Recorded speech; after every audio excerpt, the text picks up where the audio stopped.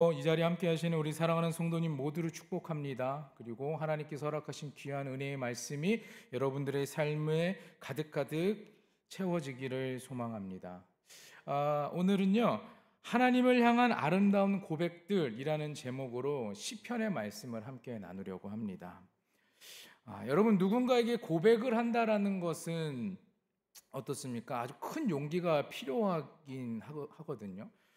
사랑하는 사람에게 좋아하는 감정을 표현하는 것도 사실은 큰 용기가 필요하고요. 그리고 나를 조금 불편하게 하고 힘들게 하고 상처 주는 사람들에게 나 이게 좀 불편해 라고 말하는 것도 사실은 큰 용기가 필요합니다. 그리고 또한 존경하는 사람에게 존경하는 마음을 표현하는 것 역시 그렇습니다. 그리고 또한 신앙적으로 하나님께서 주신 그 은혜와 사랑에 감사하는 것조차 마찬가지입니다. 하나님께 우리가 감사를 고백하는 성도들을 보면요, 그건 역시 그들이 감사함을 아주 자주 고백하기 때문에 그런 성도들은 아주 자연스럽게 하나님께 감사하다라는 고백을 드릴 수 있습니다. 반대로 개인적인 문제나 걱정들, 그 걱정을 다른 이들에게 말하는 것은 참 쉬운 일은 아닙니다.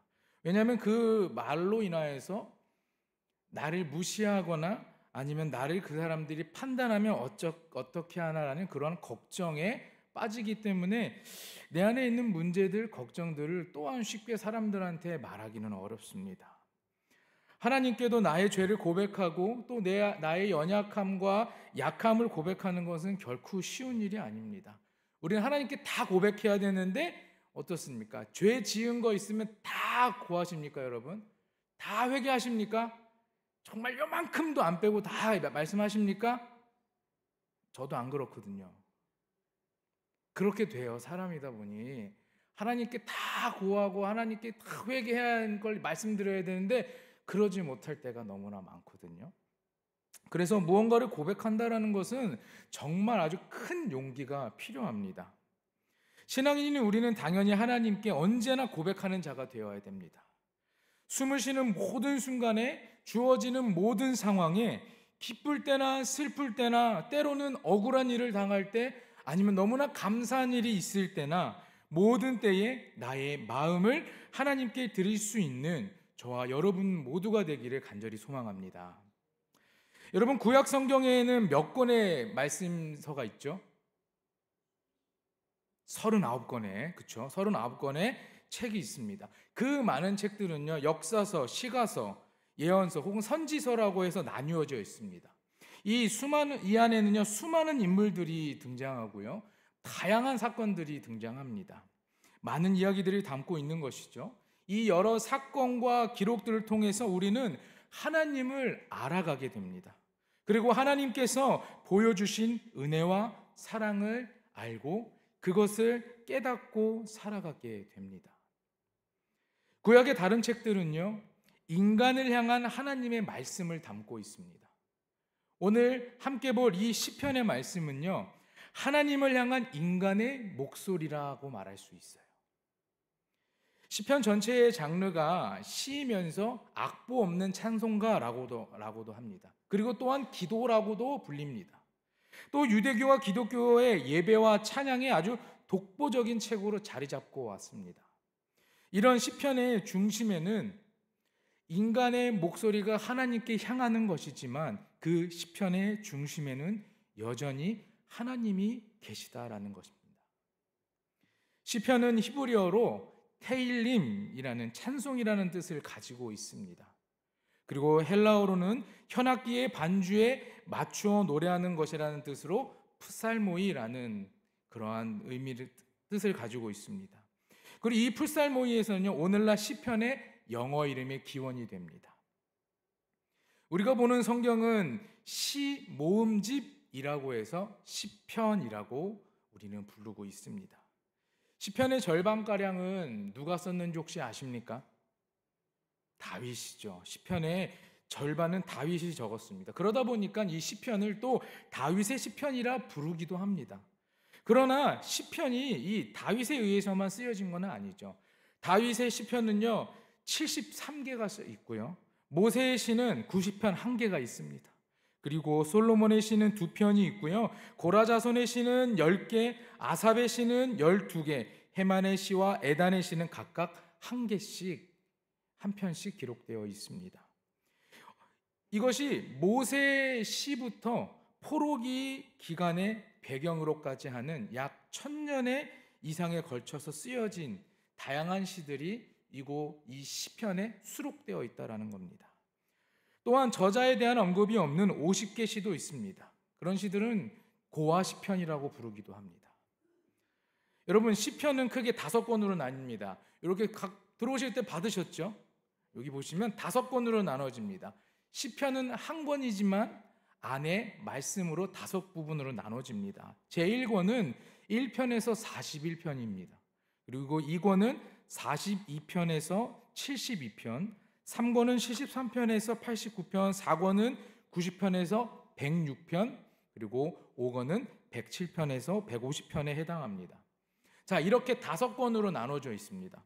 이것은요, 토라가 창세기부터 신명기까지 5부분으로 되어 있는 것을 반영한 것입니다. 그래서 시편도 토라와 같은 권위를 주기 위한 것이죠. 하나님께서 우리에게 말씀하여 주신 그 5권의 말씀인 토라, 창세기부터 그 신명기까지처럼 사람도 하나님께 고백하는 것, 그것을 담은 것이 이 시편이다라는 것이죠. 이것이 우리의 신앙의 모습입니다. 하나님께서는 우리에게 계시해 주시면서 사람은 거기에 반응합니다. 믿음은 이 2가지가 항상 같이 가야 하는 것입니다. 둘 중에 어느 하나만 강조되고 한쪽이 무시가 되면 안 돼요. 신앙은 하나님이 우리의 삶에서 일하시는 계시와 우리가 하나님 앞에 드리는 고백과 항상 같이 해야 된다는 것을 기억하시길 부탁드립니다. 여러분, 각 권에 보면 마지막 권이 있습니다. 각 권의 마지막 편을 보면 시편 41편, 72편, 89편, 106편, 150편이 있는데 각 권에 이것들은 이 마지막 편들은요, 각 권에 있는 전체의 내용을 대표하는 그러한 말씀입니다. 그리고 또한 다음 권으로 이어지는 봉합 시편의 역할을 하는 것이죠. 시편은 일반적으로 찬양시, 또한 탄원시, 그리고 감사시, 신뢰시, 제왕시 등으로 분류가 됩니다. 더 이렇게 세세하게 분리하면 정말 많은 것들로 분류가 되는데 크게 이렇게만 분리해 보도록 하겠습니다. 첫 번째 찬양시는요, 하나님의 은혜와 하나님께서 베푸신 그 일과 여호와의 통치에 대한 찬양을 나타냅니다. 대표적으로는요, 8편, 19편, 33편, 100편 이렇게 해서 150편까지 8편과 9편, 그리고 33편, 100편, 4편, 113편, 117편, 135편, 145편, 147편부터 150편까지 들 수가 있습니다. 이 시편들은요, 하나님에 대한 찬양의 권유로 시작합니다. 그리고 찬양의 이유가 되고 또는 찬양의 내용을 뒤따르고 있습니다. 이 찬양의 내용은 하나님의 성품을 찬양하는 것입니다. 그리고 하나님의 통치와 섭리, 그리고 하나님에 대한 예배 가운데 나타나는 것을 찬양하는 것이죠. 찬양시는 주로 이스라엘 백성의 축제 때 많이 사용되었다고도 합니다. 그리고 두 번째는 탄원시입니다. 탄원시는 시편에서 가장 많은 분량을 지닌 시입니다. 인간의 고난과 문제 가운데 탄식하며 하나님께 간구하는 내용을 담고 있습니다.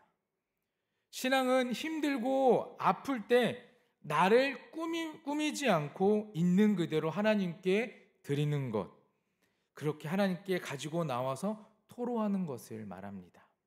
하나님께 도움을 요청하기 위해 부르짖으며 또한 개인의 탄원시, 공동의 탄원시로 나뉘게 됩니다. 이스라엘 백성은 자신이 해결할 수 없는 문제에 부딪혀 절망 가운데 놓였을 때 하나님의 이름을 부르며 하나님의 도우심을 아주 간절히 구했습니다. 하나님의 이름을 부르고 자신의 사정을 말하며 하나님의 도움을 구하는 가운데 하나님에 대한 신뢰와 확신, 그리고 찬양의 다짐으로 끝을 맺고 있습니다. 이런 의미에서 탄원시는 탄식하는 영혼의 기도다라고도 말합니다. 세 번째, 감사시는 찬양시와 탄원시 요소를 모두 가지고 있습니다. 구원의 경험에 대한 하나님께 감사하며 간증하는 내용을 담고 있습니다. 감사시는 탄원시처럼 개인의 감사시와 공동체의 감사시로 분류합니다. 하나님의 보살핌과 구원에 대해서, 하나님께서 우리의 기도에 응답해 주심에 대해, 그리고 탄원에 응답받을 때에 그것에 대한 감사의 화답을 드리는 찬양, 기도인 것입니다. 감사의 특징은 시의 종결 부분이 감사로 귀결되지만 이것은 고난 가운데 체험한 하나님의 응답이 감사로 나타나고 있는 것을 말합니다. 그리고 네 번째, 신뢰시가 있습니다. 개인과 공동체가 처한 공경과는 관계없이 오직 하나님으로부터 오는 구원과 신뢰와 확신을 노래하는 신뢰의 시가 있습니다. 이 신뢰의 시는 시인들은 오직 하나님을 의지할 것을 다짐하는 것입니다. 하나님과 자신의 관계를 긴밀하게 묘사하면서 하나님에 대한 절대적인 신뢰를 선포하고 있습니다. 그리고 다섯 번째, 제왕시는요, 하나님과 왕들과의 관련된 시들입니다. 하나님과 이 땅에서 이 땅을 이끌어가는 왕들에 대한 언급을 하고 있습니다. 여러분, 시편은 하나님의 말씀과 그가 하신 일에 대한 백성들의 고백이며 응답인 것입니다. 그래서 백성들을 구원해 주시고 백성들을 돌봐 주시고 또한 백성들을 인도해 주신 그 하나님을 찬양하고 감사드리지 않을 수 없던 것이죠. 그렇기 때문에 오늘을 살아가는 우리도 하나님께서 베풀어 주신 그 은혜, 구원과 축복에 대해서 날마다 찬양과 감사와 믿음으로 나아가야 할 것입니다. 모든 상황 속에서 주님께 우리의 두 눈이 향하고 그 능력의 하나님께 감사와 우리의 탄원과 신뢰와 찬양을 드리는 저와 여러분이 되기를 간절히 축원합니다. 우리가 살아가는 삶의 모든 때에 찬양과 감사는 하나님께만 향해야 됩니다. 하나님께 드려져야 하는 아름다운 고백이 되어야 되는 것이죠. 내가 세상에서 사랑하고 내가 세상에서 주인 삼았던 것들에게 우리의 찬양과 감사가 향한다라는 것은 있을 수 없는 일이죠. 우리의 이 찬양과 감사는 오직 하나님께만 향해야 됩니다. 하나님께 드리는 고백이라고 생각하면 무언가 거창해야 할 것이고 또 화려해야 할 것이고 그렇게 생각할 수도 있지만 전혀 그렇지 않습니다. 우리 아버지 되시는 하나님께서는 자녀된 우리의 고백을 어떠한 기준을 가지고도 그리고 따져가면서도 들으시지 않으십니다. 그저 우리의 작은 목소리에도 귀를 기울이고 들어주신다라는 말씀입니다. 성경에는 하나님을 향한 크고 작은 목소리들의 고백들이 많이 담겨 있습니다. 그 고백들은 나라 전체적으로 드려지는 그러한 기도의 고백도 있고 또한 아니면 지극히 개인적인 고백이기도 합니다. 기쁘고 감사한 일에 대한 고백들도 있습니다. 또한 마음이 상한 자들을 치료하시고 그들의 상처를 싸매시기도 하시죠. 시편 28편 6절의 말씀을 보면 여호와를 찬송하며 내 간구하는 소리를 들으심이로다.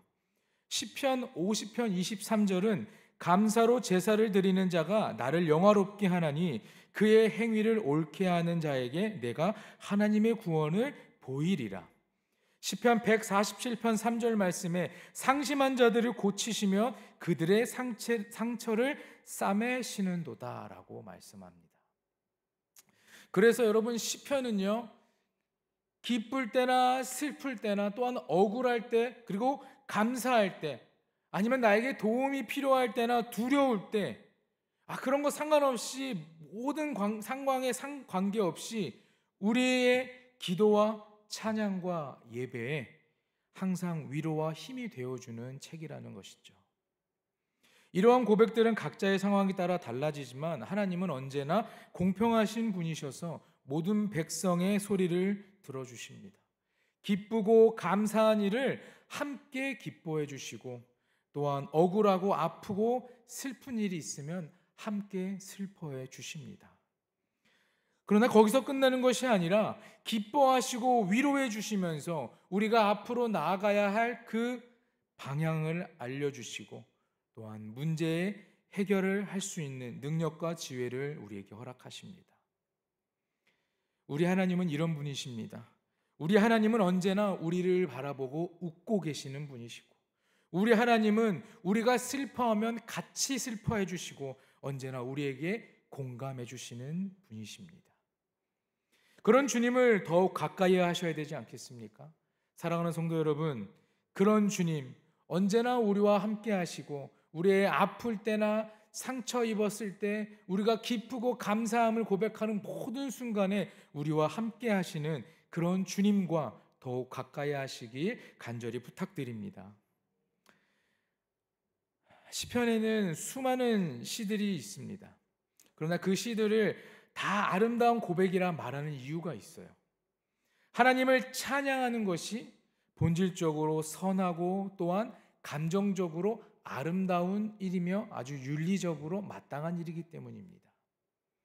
시편 147편 1절 말씀에 할렐루야, 우리 하나님을 찬양하는 일이 선하여 찬송하는 일이 아름답고 마땅하도다. 33편 1절 말씀에 보면 너희 의인들아 여호와를 즐거워하라, 찬송은 정직한 자들이 마땅히 할 바로다 라고 말합니다. 그리고 또한 146편 1절 말씀에 보면 할렐루야, 내 영혼아 여호와를 찬양하라 라고 말해요. 그리스도인은 하나님을 찬양해야 할 이유가 넘쳐나는 자들입니다. 하나님이 행하신 일들을 헤아려 보면 찬양해야 할 이유가 충분한 것이죠. 적극적인 자세로 하나님께만 집중하며 찬양을 드리고 하나님께 자신의 삶을 드리는 고백이 가득해야 합니다. 도움이 필요할 때 하나님께 나아가시길 바랍니다. 하나님이 보이지 않는다고 해서 사람이나 환경을 의지하고 세상을 의지하게 되면 그땐 반드시 실망하게 되는 것이죠. 그러나 하나님만 의지하면 하나님의 도우심과 구원을 경험할 수 있게 되는 것입니다. 인내하며 하나님을 의지하는 여러분 모두가 되기를 간절히 소망합니다. 성경 속 수많은 인물들은 하나님을 찬양했습니다. 하나님을 의지했고요, 하나님을 믿고 따라 나갔습니다. 그들의 찬양은 자신의 마음을 드리는 고백이었습니다. 또 자신의 아픔의 고백이며 하나님을 향한 아름다운 마음이었습니다. 인간의 고백은 다양한 방법으로 하나님께 향합니다.